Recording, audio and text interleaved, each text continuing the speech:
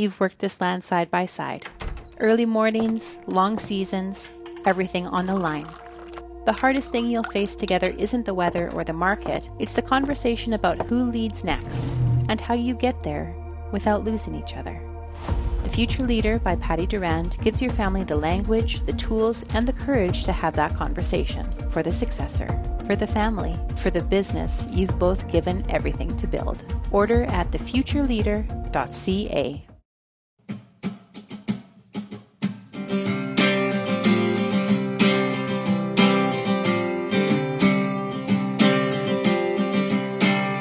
RealAgriculture.com presents the How Could I Know podcast, hosted by Patti Durand and Chris Corbett of Brightrack Consulting.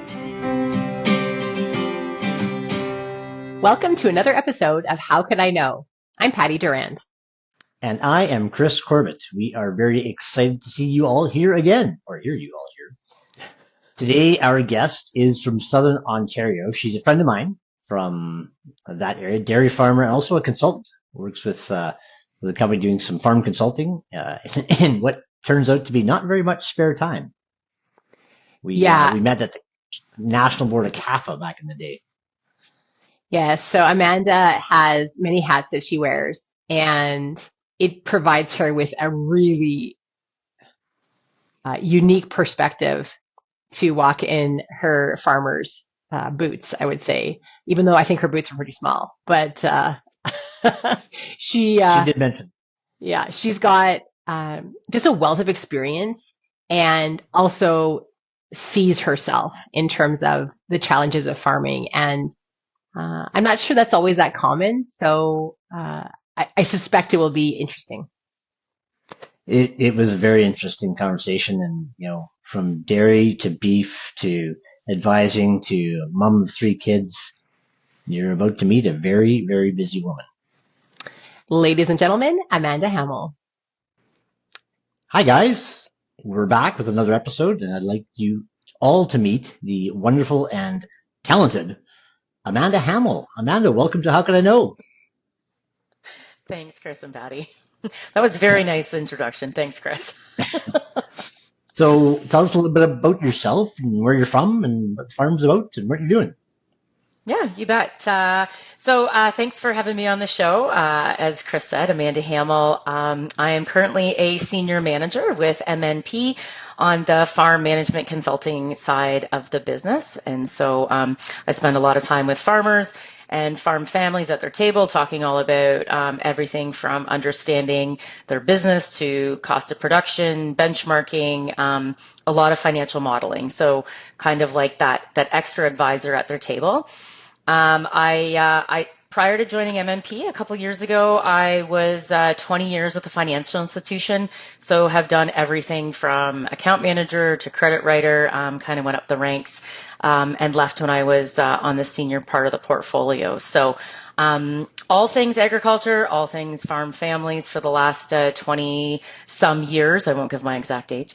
Last 20-some years of agriculture, which has kind of tied nicely into my background. Is I went to the University of Guelph, did my Bachelor of Commerce, and then out of there kind of jumped right into the banking world. Found shortly thereafter I met my husband Steve.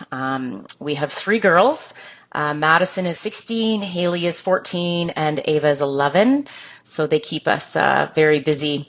We have a 75-kilo dairy operation just outside of, my husband used to say, the GTA, which is the Greater Tara area, for those of you on the call. If you're looking on a map of Ontario, because I know there's probably a pretty wide range. If you go to Guelph and go straight north 2 hours, we're just to the west of Highway 6. So beautiful Bruce County, known for its beef. I've said to my husband lots of times we live in the middle of nowhere. And he says we live in the middle of everywhere, but so that's kind of a little bit. We're on his grandfather's farm, so we own 300 acres. that we've all kind of acquired since we started farming. And it's where we call home. Small beef herd, about 20 Angus cows. That's my girls are pretty into 4-H and the Angus Association. So you'll spend us in the summertime. You'll see us at cattle shows and on the Ball Diamond, and in the wintertime, you will see us at various hockey arenas around southwestern Ontario. So it's a little bit about me. Awesome. It occurs to me, I wonder when you sleep. But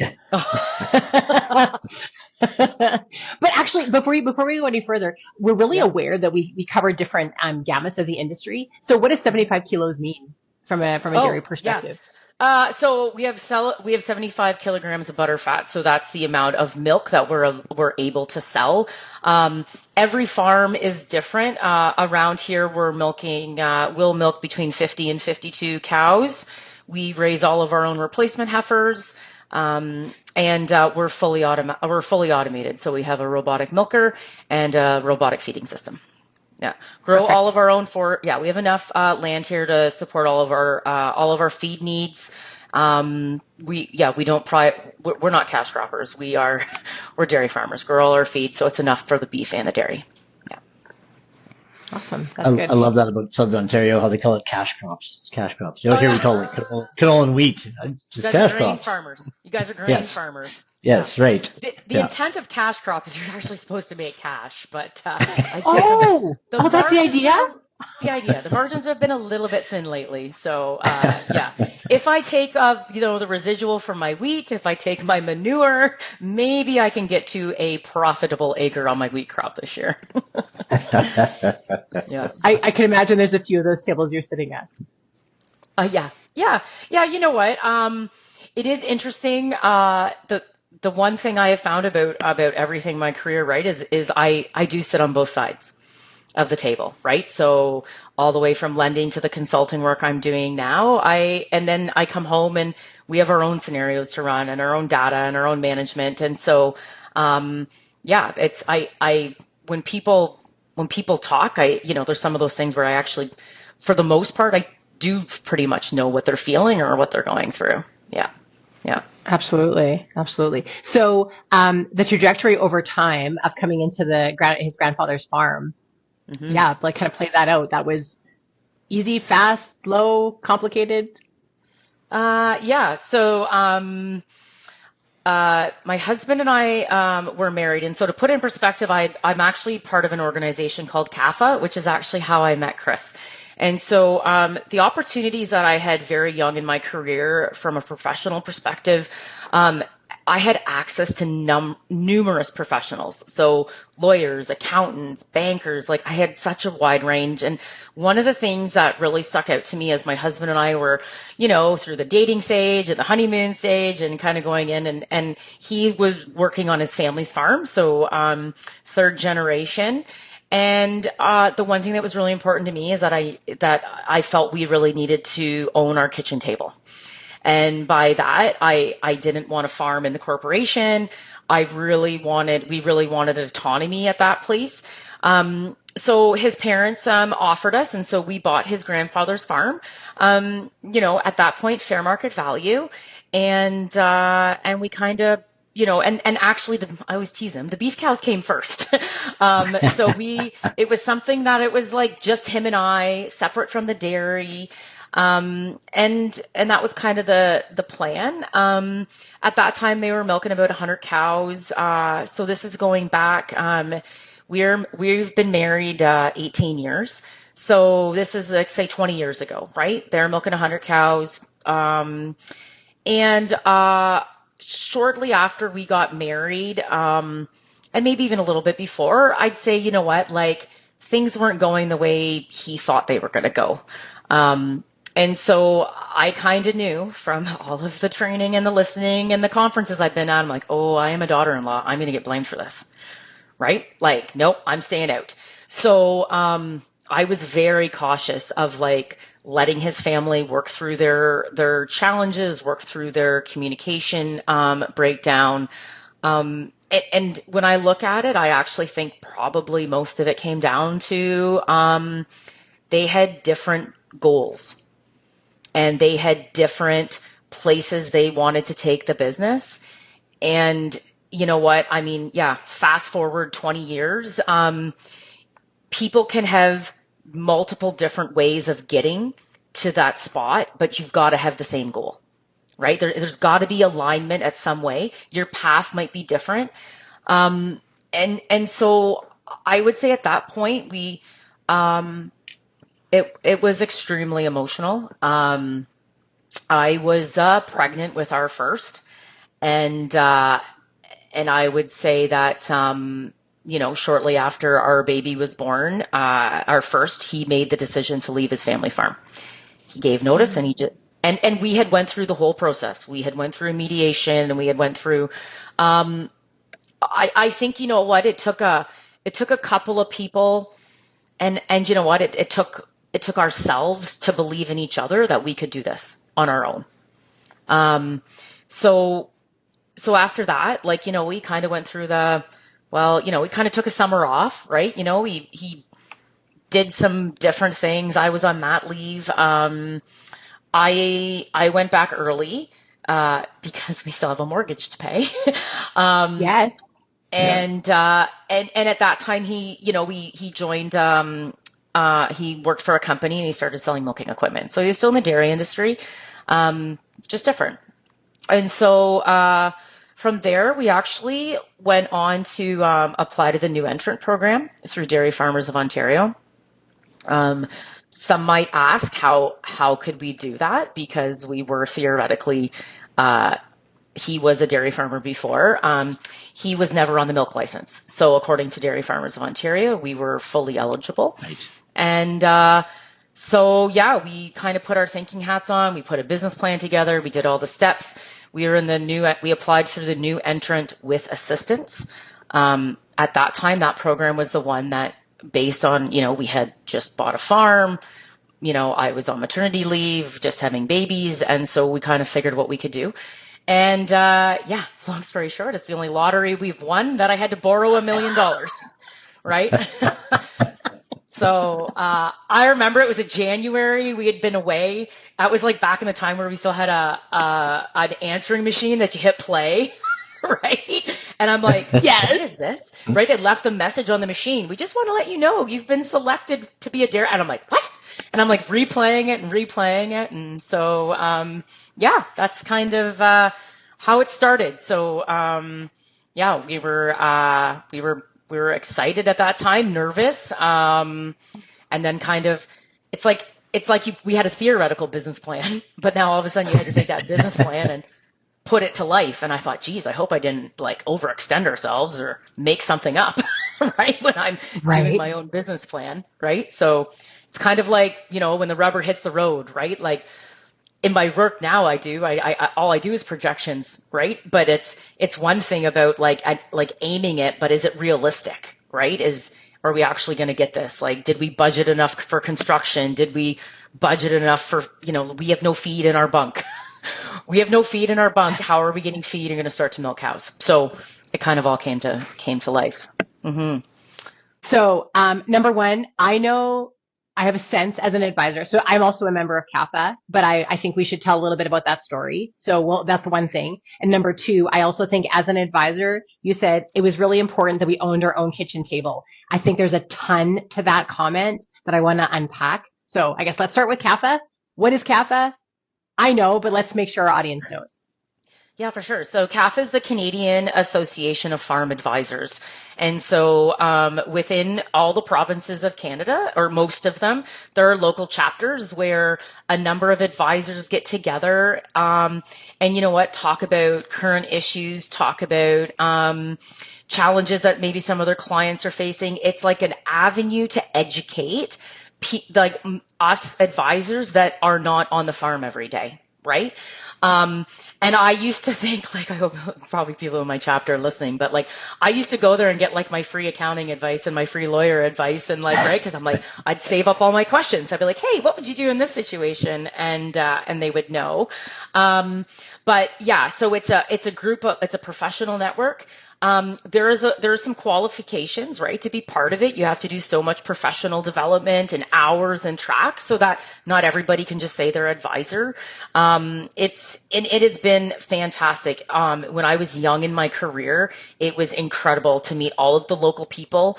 So like I was part of the Walkerton chapter. So it was everybody within like an hour of me, which is those people, essentially those people we're all servicing the same farm, right? We would all have mutual clients. And so, so I was on the local chapter. I got nominated to the board of directors. And then for a couple of years, I sat on as chair.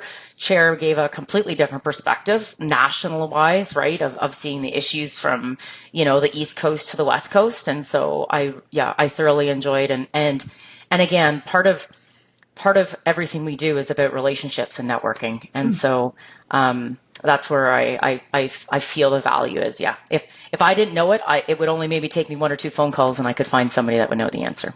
Mm-hmm. I completely agree. You may not know this, but you are on hosting this podcast with 2 former national chairs of CAFA. What? I know. How lucky are you? Honor. Truly though, I mean, this is about leaders and like standing up and like putting a voice to the story. And from a CAPA perspective, I know myself, I've witnessed where the risk is people show up and they're like, oh, I'm going to get a bunch of referrals from everybody in this room. And it's really not what it's about. That might be a byproduct occasionally, but ultimately it's like, I have a client question and I might not know the answer, but I know someone who does as a result of this relationship. The ongoing education, the strength of the agricultural advice as a result, it's changing things in a really positive way, and I'm thrilled to be a part of it. Yep. And you get to meet some pretty cool people, like really, like Amanda got to meet me, for example. So that's amazing. Okay then, on that fine note. But truly though, like it's relationships, and our industry is not that big. It just isn't. And so if we can have national connections, like it will only serve the industry in a good way in my mind. Yeah, big time. All right. Well, okay, so that the kitchen table. Answer it from. I would ask what you've learned as an advisor as well, because I think there's your intuition as an owner and as a wife, as the daughter-in-law, but then also from an advice perspective. Why does that matter to own your own kitchen table, and what does it mean if you don't? So from us, it was independence, and it was independence from the corporation, right? It was something that, it's like, so we've got the ball over here. That's the corporation. That's like the ongoing entity. But you know what? Like we have, and whether it's a house or whether it's a farm or whether it's something independent, it was something that was just me and him. And so you know what? To be honest, I didn't want to ask my in-laws if I could get, new kitchen cupboards or, or if I needed to like replace the windows or like, I want my laneway graded. Like it was about autonomy and independence. And it was something that was, I guess, just ours. Right. So, not every business has that opportunity. Right. And I would say from an advisor point of view, if that is the case, if you are living in a corporately owned home, you just need rules around that. Right. We just need some guidelines, right? Rules, guidelines, whatever you want to say, just some expectations of, hey, you know what? Like, okay, you're going to live in a corporate house. You get your property taxes paid. You get your hydro, you get everything else. And you know what? But if you want to do some upgrades, like you got to pay for it yourself. Right. Or, you know what, like, because all of a sudden, you get multiple people in the corporation. Well, why did that one get one and I don't get that one? Mm-hmm. Right? So it was just about like, let's just keep everything on the up and up. From a strategy point of view, you know what, you want a business that's got enough assets in there that we can support the debt, but we don't need to put a whole bunch of extra assets in it, right? Like that's called credit proofing. We want to just, want to put enough land in there that it makes sense, but we don't need everything in there. And so, so we bought the farm, like it was a purchase and sale. We went to the lawyer. There was no notes. Like it was a straight up purchase and sale, no family, nothing, pretty black and white. that was important to me.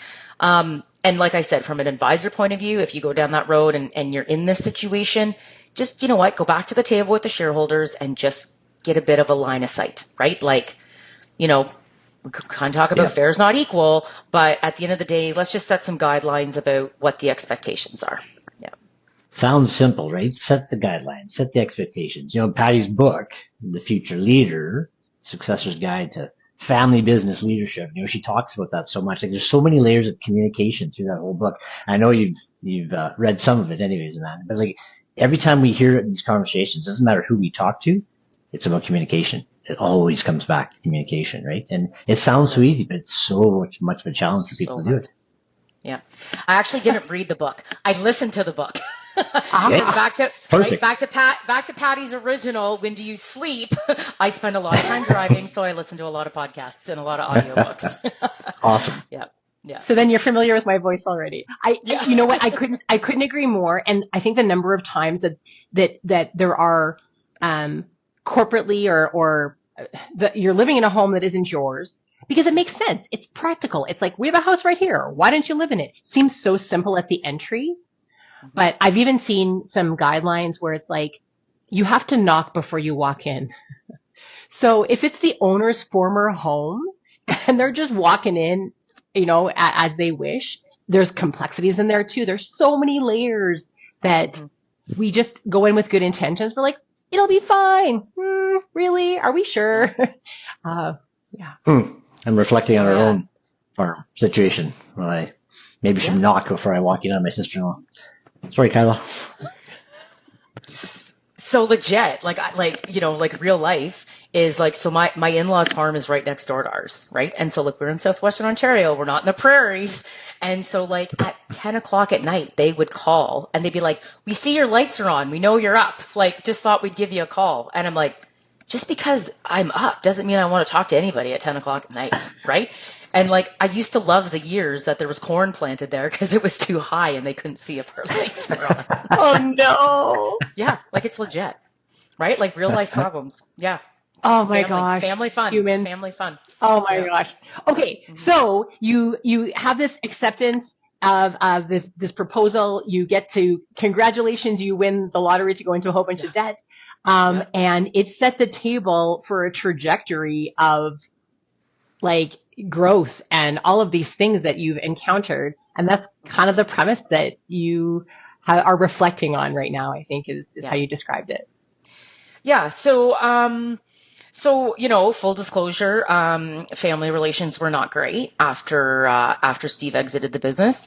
I would say it took 2 to 3 years before we were back to where, we were back to maybe like a family part. You know, there's always things that get said, that you wish you could take back. Steve ultimately is a pretty positive person. I would think he's buried a lot of that stuff. Maybe he didn't feel comfortable sharing everything. But that being said, all of a sudden, you know what, like our second baby arrives and we're milking cows and, you know, and it's, you know, we're literally in the honeymoon stage of a business, right? It's exciting and we're moving and shaking and growing and like, you know, to be part of the new entrant program, you had to give a 10-year business plan. So like the first couple of years I was like reflecting and being like, how did we say it was going to work? And I always remember when we were building the barn. And at that point, the program was basically you were capped at 35 kilograms of quota. So you could only get bigger once you paid back your original, 10 or 12 kilos. I can't remember what it was. And I remember standing at the barn because, you know, every farmer I dealt with was like, we got to build for expansion. You got to build for expansion. And I'm like, yeah, but I'm going to pay for this barn for 12 years before I can even think about milking an extra cow. Like that to me, you know, my banker hat comes on and says too much overhead. I'm not doing that, you know. And I remember sitting with our builder at the back and I said, listen, let's say things change. How long is it going to take for us to, you know, what's it going to cost for me to put an addition on the barn? And he says, it's going to cost you $1,000 to knock out the wall. And I said, done. Like, we're going to build it for the size that we did, right? And obviously when I say done, like my husband's beside me, but I'm like, like he will joke around that people come in and try and negotiate with me. Like, like I'm the negotiator. Steve is like, even keel. So kind of carry on the business. So as things change and industry changes and rules change and guidelines change, within 4 years we were putting an addition on the barn. So yeah, Wow. so my 10-year plan went right out the window. Nothing happened the way I said it was going to happen. Our original plan was like we were just going to milk cows. By year 3, we were keeping all our replacements and growing all our replacements. And all of a sudden, cash flow got really, really tight because you are growing and raising while we're still buying cows, right, to keep up with the growth. Cash flow got tight. There was lots of months that I was juggling bills, and people always say, "Oh, you supply management guys." But I tell people all the time, Steve and I are both third generation farmers, but first, right? We started with a lot of debt. We started with 100% financed, right? We started on our own. It was just him and I. The only way our business plan was going to work is if I continued to work off farm, and the farm could only pay for the farm. So like the business could generate business. There was not enough money left over for, additional wages to come out. And then all of a sudden, we kind of hit the 10-year mark and things got a little easier, right? So we had some natural growth in the industry. We had paid off some debt, and we've continued to change and evolve.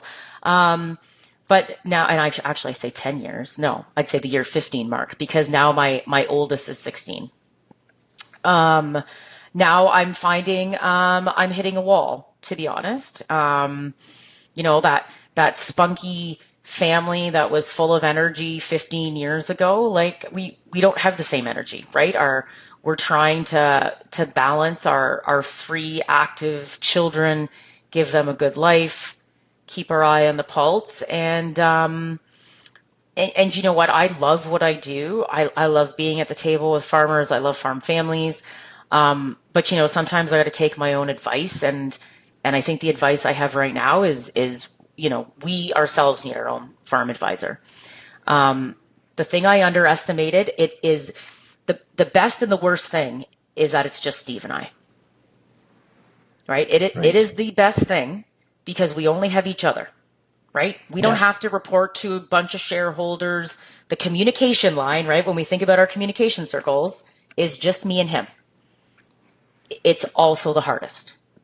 Yeah. Right? How do you have a good marriage with your business partner when we're he actually brings up at like it's like I come home from work and I'm tired, and then the kids, and you're getting dinner, and then you're wondering about nighttime activities, and at 9:30 he hits me with like, hey, I was thinking about this on the farm, or like, hey, have you done this, or hey, I need this, and I'm like, oh man, like I'm whipped, like so that I don't know if that's like what I could have known differently, or it's kind of what we're living through now, right? So my spunkiness is maybe being less spunky. Yeah. So yeah, that reflection maybe. So, we talk about the How Could I Know podcast. It's about that, you wished if you knew what you knew today back then, something would have been easier or different. But for you, it sounds like there may be this epiphany is happening sort of in real time, right? This How Could I Know is like, wow, this is happening right now for you. Yeah, and I kind of say like, well, how does everybody else do it, right? Like, I mean, I go through multiple things, and I think it's partly, like I'm a wife, I'm a partner, I'm a mom, I'm a farmer's daughter, like, it's all I've kind of known. Some days I want to raise my children the way I was raised, and my mom was a stay-at-home mom. And I always had, I never had to worry about my laundry or my lunch maid, like, but my mom farmed with my dad, right? Like, my career off the farm, I would never give it up now. But I do wonder, like, could we have grown the farm quicker? Could we have done something different if my focus wasn't always off my off-farm job. Maybe I should have focused more on our own, right? But it's like, what comes first, the chicken or the egg? And all I do is talk about cash flow, and like the cash flow wasn't there for me to not work, right? Yeah. I don't think it's that uncommon. I really don't. I think the uniqueness is the fact that you are so involved directly in that farm advisory world. But like the off farm is the cash flow to make it work. I mean, how many farms do we sit across from that is the only way that it works, and it builds great value, but it's not liquid. It's these are tools of the business. And so this cycle continues. So you said it a couple times, and I want to just usually like maybe we need an advisor. Say more. Yeah, you know what? The only way that the hardest job of an entrepreneur is that they wear 15 different hats, right? Like we live it, right? Like my husband can't be a nutritionist and a vet and an agronomist and a banker all in the same time, right? And the thing that we struggle with the most is that he puts the majority of the financial part on me, and he says, well, this is what you do for a living. I'm like, and this was before I was in my consulting role. I'm like, yeah, but as a banker, like I get a nice little spreadsheet and it's all filled out by the end because those farmers have made those management decisions all the way through, right? Yeah. So you know what? We are only as good as the people around us. And I've said this, like, if I'm not getting to this and I think that I'm failing our own operation, then like it's time for me to ask for help. And I guess I'm waving my white flag, right? Like, and I think so if anybody's listening and is an advisor looking for some work, Amanda, right? Funny, not funny. I'm not making light, truly. No, I know. And so then I feel like if I'm feeling like this, like, can you imagine how much some of the people I work with, right? Like there's a lot of pressures. There's a lot of what ifs. There's a lot of, the debts are increasing, the margins are shrinking, like we're seeing this. And so I feel like, you know what, like I really truly hope that people reach out to me because I'm a safe spot to speak to. And you know what, I got to start to take my own advice. Like I need to open up my books and I need to give them to somebody that's independent so I don't feel this as much as I feel it, because it's not a good feeling. And I'm not saying things are, and you know what I say to my husband all the time, like, we're not looking for a golden goose around here, but like, if we don't find something to make 1 or 2% better every year, we're going to fall behind. Right. And that's kind of the strategy I use with my customers, right? Like for the most part, there's really good, like we deal in an industry that are so good at production, right? Like, you know what? And there's no question. My husband knows how to milk cows. Like, I mean, it's not the production, it's tying it all together, right? Like really understanding. And a perfect example, and we were running our feed costs. And so I get everything from my nutritionist and I start going through everything and I'm like, well, where is he getting this value per ton of corn silage? And so I ask him and he's like, well, that's just an industry standard. And I said, but that's not my cost, right? Like my cost is I'm going to take my yield and my cost, like my seed, my fert, my chem. And guess what? Like we're a small dairy farmer. I don't like equipment. It doesn't make me any money. So I'm like, we are custom everything, like custom chopping, custom, everything coming in. So I'm like, that might be an industry standard, but that's not my cost. So then I think, well, how many people did you have that conversation with today? Right? On the back end of it. Right? Yeah. Because you know enough to know better. You know enough to discern and say, oh, actually, like to question that in that moment. Oh my gosh, there's things you're talking about right now. And I think about like my husband and I as entrepreneurs in the long run. One of our biggest flaws, I feel like, was that we assumed our time was infinite and free. 100%. And it's just like, right. And so we just kept building and adding and and we're the cost. The other thing though that you just said, I think is, I've literally never thought of it this way, but I will often say as an advisor, you want to have an operations expert and a finance expert and a marketing expert. Figure out which one of those you are and hire the gap. Yeah. But in your case, you have the expertise, but it's already taxed. You're already maxed. And so maybe that's actually where you pull in some help. Yeah, like, you know what? I mean, one of the partners at MNP that I work with quite a bit always says, like, what do you like? He says to our customers, like, what do you like to do? Right? Like, what and I get it, right? Like, there are lots of people that know everything in their head, but do you think I can get them to sit at their computer and like do Excel spreadsheets? That's why people hire me, right? I actually love it. I love sensitizing and rolling through numbers because, like, I joke around, there's probably not a lot in primary production that I don't quite, there's probably not a lot in primary production that I don't understand. Right? Right. And I know the areas where I can tweak and where we can, move some things around. But you're right, Patti. Like, so the perfect example, and it's like I'm airing all my marriage problems, but hey, this is what I'm hoping I'm resonating with some wife out there or husband. It's permission. Right? Okay. Yeah, I agree. But you know what? So one of the things about working at MNP is it's an accounting firm. And so I have to fill out a timesheet every day, right, of what I do. I'm very accountable for all of the hours I put in my day. And so like every other busy mom, I work between 40 and 45 hours a week. When my girls are in the height of it in hockey season, I think hockey takes between 30 and 35 hours a week between all three of them, right? We live in a rural area. We have driving, right? So when I say to my husband, and I'm like, and him on the same side, and this is where we're stretched, right? Is, 10 years ago, should we have done a business plan where we diversified, right? Away from the dairy? Should we have done something different, right? Woulda, coulda, shoulda. Right? Now, where are the opportunities? And it's like, well, we don't even know if there's opportunities because like we're too busy doing everything else that we're losing focus, right? Would be my take.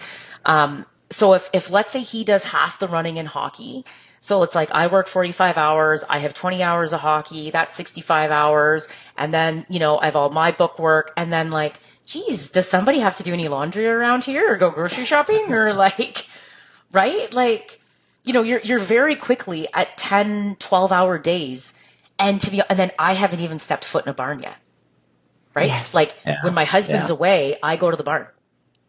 Right? Like, it's easier. That is the one thing that's easier. Our girls are very, very good. They're now, they have responsibilities. There's no question. And we say that, like, if mom or dad have to take you to the arena, like the other one has to fill in and chore. Right. So, I love our life. I love but yeah, I would imagine we kind of feel like a lot of other parents, like maybe at this age. So I don't know. How do we do something different? You gotta run scenarios, right? So totally. Yeah. Mm-hmm. It's a uniquely taxing time of life. It really is. And it's short. I don't know. It feels really long though, Patti. It feels really long right now. Well, as an empty nester, I'll say I couldn't agree more. Like I'm not saying. So then I'm very curious because what advice would you give yourself if you were advising your farm? Yeah, good question. What advice would I give myself? Do you know what? I don't know if I would do it any different, to be honest. Mm-hmm. I do feel that the value that I have been able to bring the farm, like I don't think you could put a price tag on that, right? I see multiple farms from the beginning, and I'm sure if Steve was on this call with me, like I'm a bit of a hard ass, right? Like I've run this thing like a business, right? We're not farming for non-for-profit, right? This is we choose our lifestyle. I wouldn't want to raise my children any other way. Totally. There's lots of families and the kids kind of grumble and like, why can't we go to the skateboard park? And why can't we, go to our friends for the weekend? Well, we have responsibilities, right? We hope as parents, we're raising good human beings. So yeah, like if I had the opportunity, you know what, like maybe I'd look at, that one of us should have, one person always has to take more of like the administration role of our children, right? Like, I think people underestimate all the daily things that go on. Maybe I would have went down part-time, but then to be honest, it would have been more taxing on the farm, and then we wouldn't have been able to have the growth that we have had. So, I kind of, sometimes I don't know if I want to look at the past. I just want to say, hey, these are the struggles I've been through. I'm still working through them. And you know what? Like, good things are here to come, I hope. Got to have hope. Can't be a farmer without a little bit of optimism, right? Yeah, exactly. Yeah. Exactly. Yeah. You know what? I'm gonna push just a little bit harder here. Okay. So right now, not past oriented, right now, you're taking a step out and you're coaching your farm business. Mm-hmm. What would you recommend? We need, I would want somebody to come in, and we need to be like, whether it's a peer group or it's a benchmark, I need somebody else looking at the books. I'm too close. Yep. 100%. I'm too close, and my husband and I can't have a good conversation. Our communication is breaking down because we're too emotional, right? And finance is emotion. There's no question. Yep. It always brings out the good, the bad, the ugly. We need somebody else. Somebody else needs to sit with him rather than me. Yeah, is what I would say. That's what we need. I would say that's excellent insight. And I mean, again, think of the number of families you two have sat across from over the years and can see that clearly. And it's always so hard to look in the mirror sometimes, right? And have that same clarity. We need to hire our own people to help us sort through, some sting points, right? And honestly, like, it is about allocation of funds. Where do we grow? How do we grow? And honest to goodness, it's about time, right? We can't create any more hours in the day. And a house. Yeah. So then it comes to the point where, you know what, we've hired somebody. He's unbelievable. Retired from his former job, like kind of a farm background. He comes here 2-3 days a week. It's a relief. I mentally have to put it in the back of my mind, though, that like I can't focus on the expense. I have to focus on what he's bringing to the table, right? So is he operational or management? Operational. Which is, so it occurs to me as you're talking about this, and I witness it over and over, like, you're putting your relationship on your balance sheet. That's what this behavior is, what you're describing. And too often we're so focused on all of the other numbers, but the relationship is a cost. And my gosh, what's more important? Like, for goodness sake. I also think that you talked about, like, how do other people do it? I'm not sure they are. I think we're looking at social media, and what is it? Facebook fine.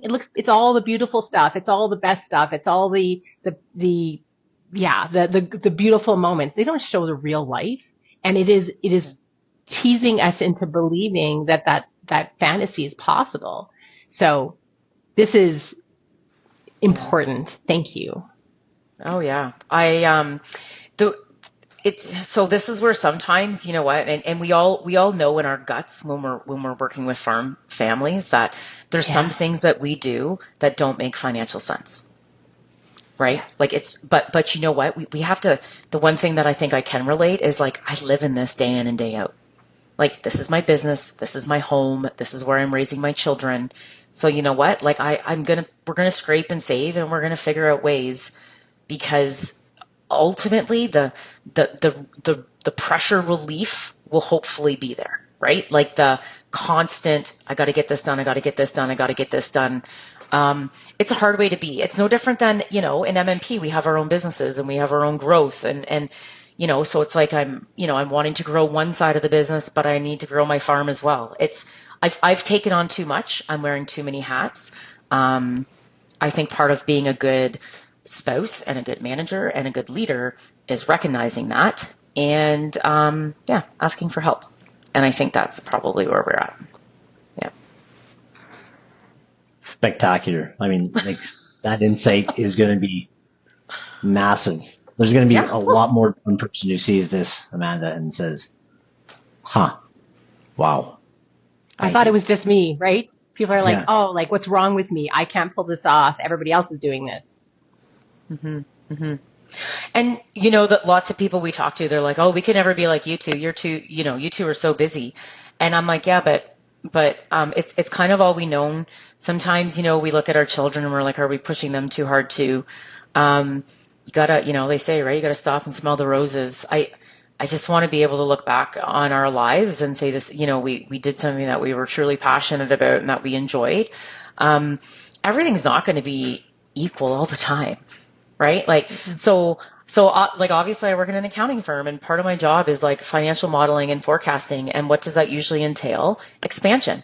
So like March and April are crazy around with my job. And again, like, instead of me going back and saying, oh, frig, like I can't, and getting more mad and more stressed out and not, right, because I wasn't communicating how much work I had, I finally had to take a bit of a step back. And I said to my husband, so right now, what I am experiencing in work is like seeding. I'm like, when you are busy in the fields, I step up and I do everything. Like, I do not everything, but I'm like, I step up, I work extra for you. I go to the barn, I make sure things are done. We have to do this better together, right? Like, this is my spring seeding. So like the end is near, because eventually like you're all going to go to the fields and stop bugging me. But, right? Like, including my husband, like, go to the farm, go to the field. Like, he could never be a cash cropper. I remember like he's like would be out there, and by like 10 o'clock he'd be like done his lunch. He's like, I don't know how people sit in these tractors for so long. But yeah, but you know what that was? Like, no communication. Just like me assuming he knew what I was going through, right? And I think that happens every day on farms. Every day. Yep. 100%. Totally. Yep, absolutely.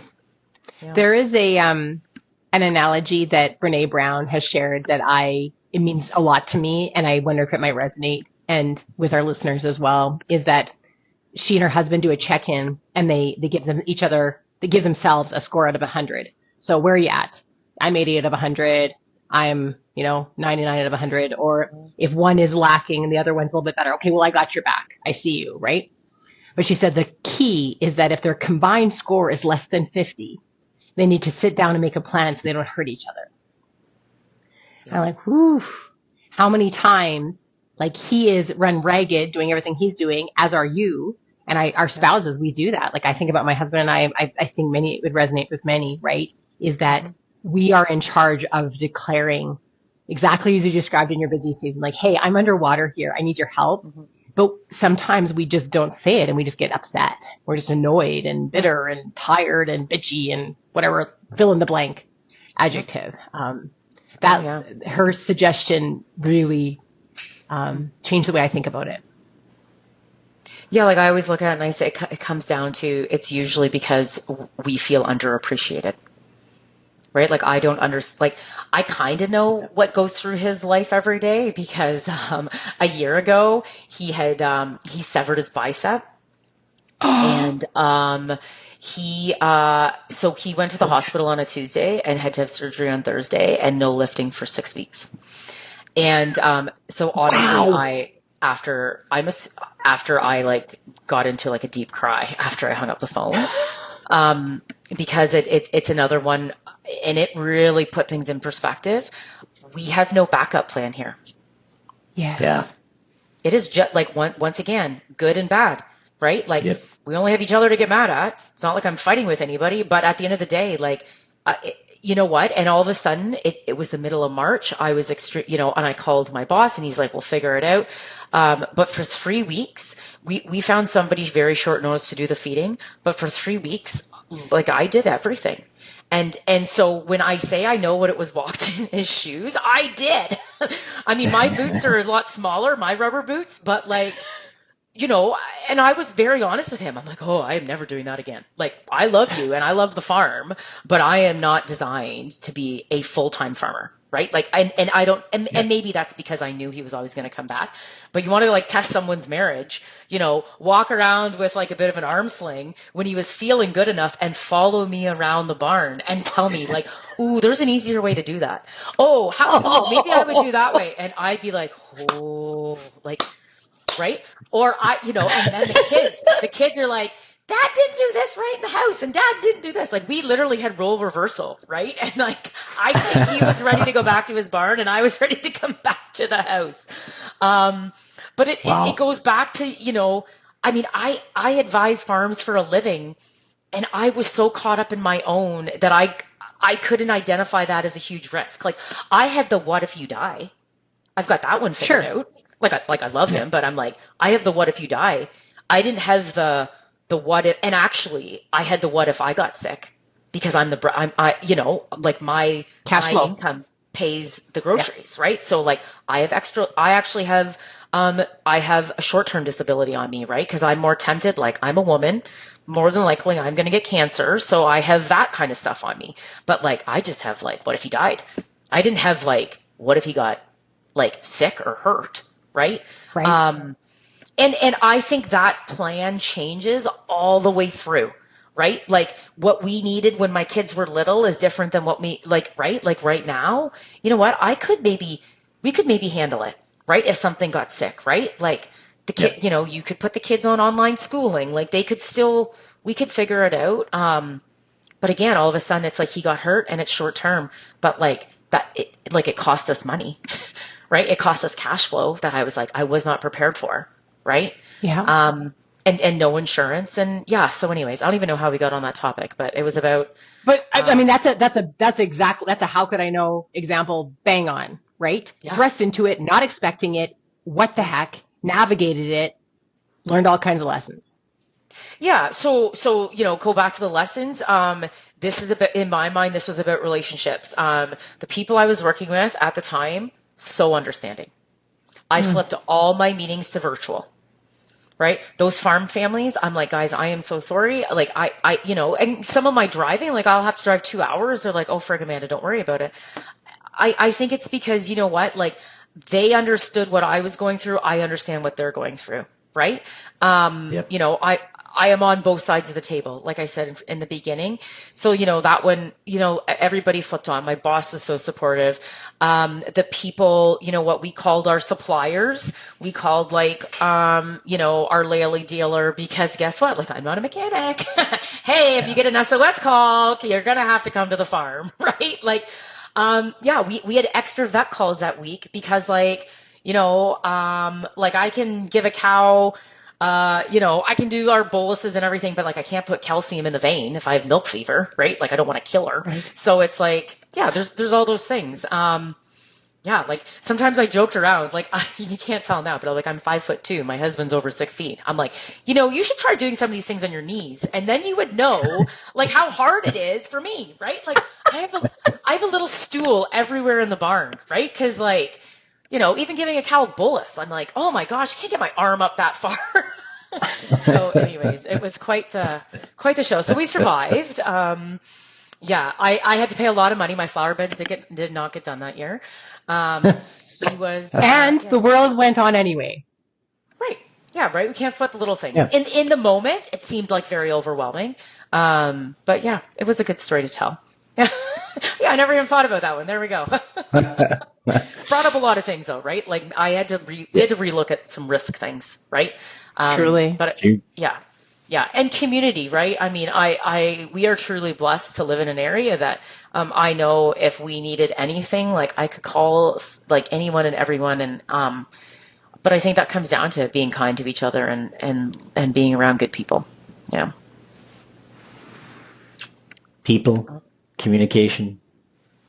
I mean, there's so many things that we come back to in this podcast, and it there's just so important to surround yourself with good people and work on those communication skills and that comes up a lot, Patti. These threads. There are no accidents. It's like, wait a minute, this is the human factor of agriculture and what the outcomes are. So, in wrapping it up, Amanda, I want you to think about kind of the intersection that you've talked about a lot as an advisor and a farmer. And if you had the ear of every farm in Canada, what one or two things would you want to put in their hands, or seeds you'd want to plant for them to be thinking about? You know what? You don't have to have everything figured out, right? But we need to start the conversation early, right? So we got to ask better questions. We've got to take our time, and we got to surround ourselves with the right people. I often say, how do we know the right person's the right person? You know what? It might take you 3 people to find your person, right? Might take you 5 people.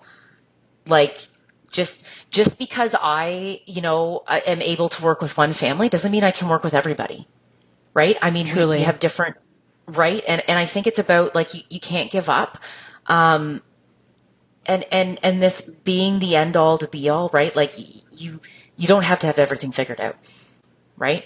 And that's what caught Steve and I off guard a year ago, right? Truly. So I'd say, you know what? You don't have to have everything figured out. We can only surround ourselves with some good people, and you know what success looks for you doesn't mean it's for everybody. And so I really think we got to kind of bring it home and really concentrate on ourselves, right? We don't have to worry about what other people are doing. Look in the mirror, because that's the person you got to answer to every day, right? Oh, man. Yep, absolutely. Well said. Yep. Thank you, Amanda. You are more than welcome. Amanda. Thanks, Chris. Thanks, Patti.